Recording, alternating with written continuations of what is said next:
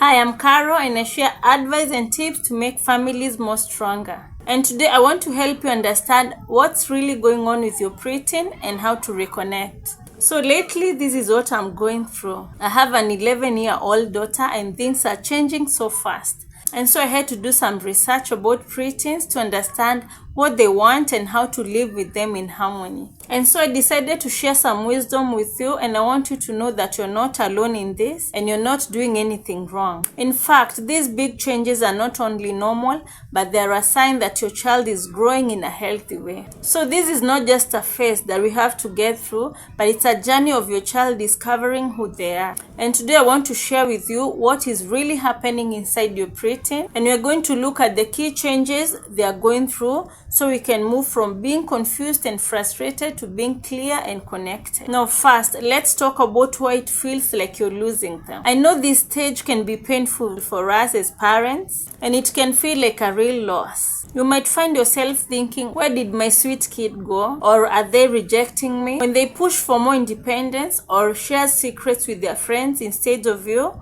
it can sting. It can make a parent's heart feel worried that the bond you once had is breaking or that you're losing your influence. But here is the most important way to reframe this in your heart. Your child is not pushing you away, they are pulling towards themselves. This process, which can feel like a loss to us, is actually a huge gain for them. So they are not rejecting their family, they are starting the messy but absolutely necessary work of building their own identity. Now, for their whole life, their identity has been tied to being your son or daughter, but now they are starting to ask a very big question: who am I as an individual? This is their main job right now, a journey to figure out their own values and beliefs to build a strong sense of self. So every moody response, every closed door, every new style that makes you raise your eyebrows, it's all part of them trying to figure out who am I. Now, sometimes my daughter puts on some tiny skirt which should be worn with a tie, but she don't wear one. And when I tell her to,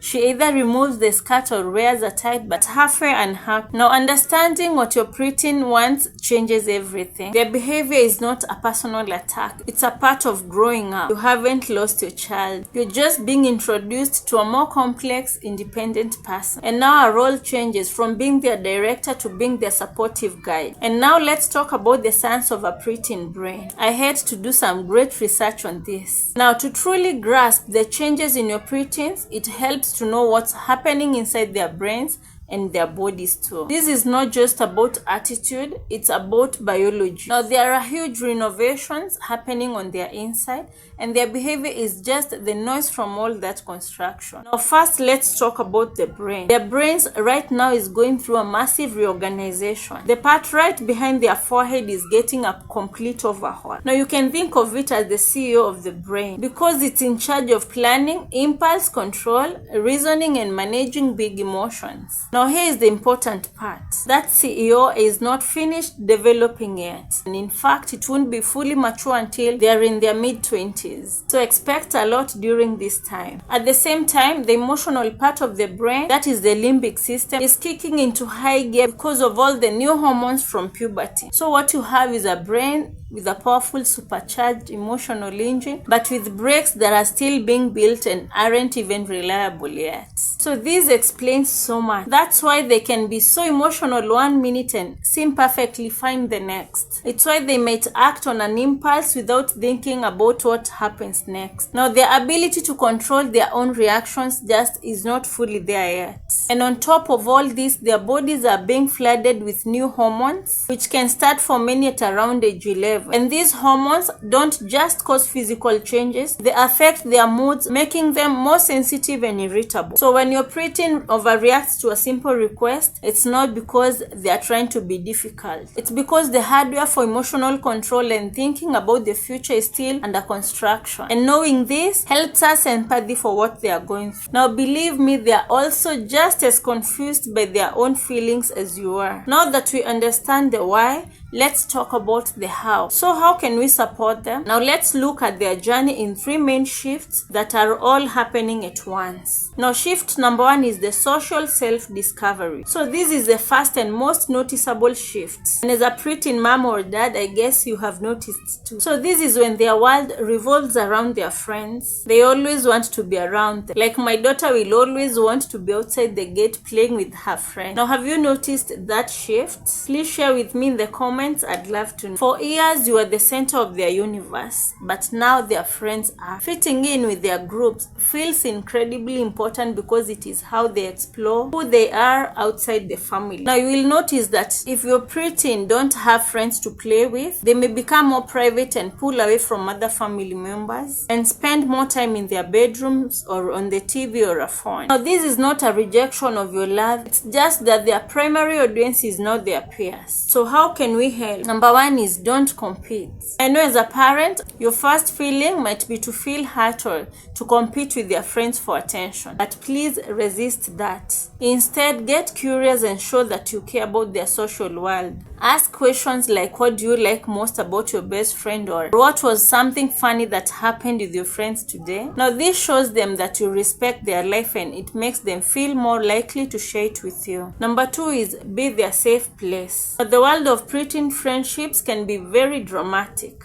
There will be conflicts and hurt feelings. So let's position ourselves as the safe place they can always come back to. So when they share something with you, listen without jumping in to solve it or criticize their friends. Just validate their feelings. You can say, it sounds like you felt really left out, or that must have been hard. So by being an unjudgmental listener, make sure you're the one they turn to when they really need help. So the third way you can help them is by making our home the hub. One of the best ways to see into their world is to make your home the place where the preteen want to be. So you can stock up some snacks and be friendly to their friends when they come over. And please be okay with a little bit of noise. So this lets you see what's going on in their social life without hovering, giving them the independence they want in a safe place. So now we've covered the first shift, which was about their self-discovery. And now let's talk about the second shift, which is about understanding how preteens express themselves.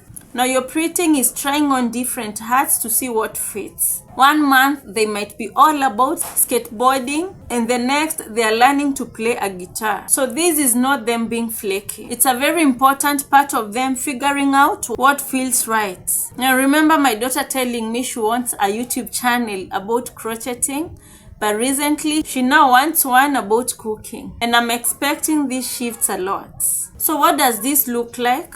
We'll probably see quick and sometimes confusing changes in their interests. Their style might change overnight from bright colors to all black. So this is a classic part of them discovering who they are. You can support them by supporting their exploration with boundaries. Now I know this can be hard, especially on our time and budgets, but try to see it as an investment in them.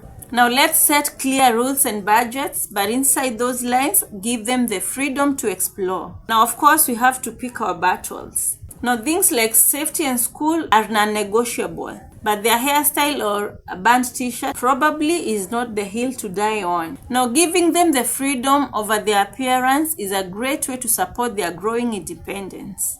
Now the other way of showing support is by focusing on the feeling, not the form. Now let me give you an example. Now picture your child coming from her room in an outfit that surprises you. Your first thought might be you're not wearing that. But my advice is always try to shift the conversation. Now ask a curious question like, that's a new look, tell me about it. How does it make you feel? Now this will open a door to talk about confidence and self-expression instead of starting a power struggle. Now the third way that we can show support is by providing creative outlets. Now often our preteens have big feelings but they don't know how to express them. So let's encourage them to express themselves in other ways. You can maybe buy them a journal and encourage them to start writing about how their days were. their expectations, and so much more. Now maybe your preteen loves reading. You can buy them books that suit them. Such outlets will give them a safe way to process everything going on inside. So now our third shift is an intellectual one. Now your preteen is starting to think about bigger ideas like fairness, justice, and what they believe in. They are no longer just accepting the rules. They are starting to analyze them and form their own moral compass.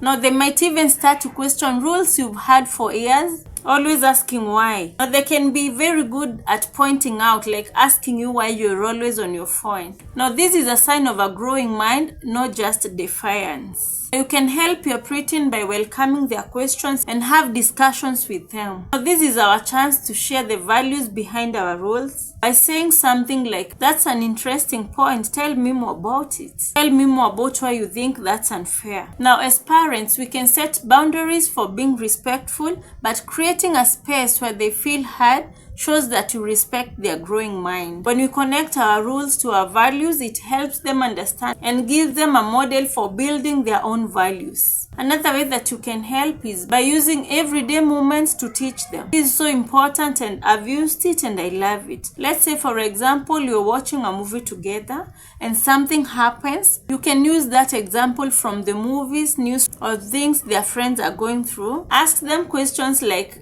"In that show, do you think they made the right choice, and what would you have done if it were you?" These conversations are a gentle way to help them practice moral reasoning and build empathy. Now, this preteen journey is unique for every child and every family, and it's just a starting point, as more is yet to come during the teenage period. Now I know it's easy to get tired from the day-to-day frustrations of parenting a preteen, the messy rooms and the mood swings, but I want to encourage you to zoom out and see the bigger picture. Now your child is navigating these three big shifts: a social shift to their peers, an expressive shift to find their style, and an intellectual shift to build their moral compass. Now you've not lost your child, you're just meeting a more complex and an incredible version of them. They still need you, maybe more than ever, but they need you in a different way. So they don't need a manager anymore, they need a guide, and they don't need us to give them all the answers, but to be a safe place for them and allow them to figure things out for themselves. Now this is the long game of parenting, and by understanding the why behind the behavior and supporting their journey, you're building a new, more mature relationship that will last a lifetime. Now I'd love to hear from you, which of these three shifts, the social, the expressive, and the intellectual, are you seeing most in your preteen right now? Please share your story in the comments below. I know many parents will read about your experiences, and it will help them feel less alone in this journey. And if this video helped you, please share it with 1 or 2 parents who might need some encouragement. And thank you so much for watching, and I hope this was helpful to you. Now please watch my other videos that pops up here on the screen to learn more about parenting and also about marriage. Thank you, and until the next time, may God bless your parenting journey.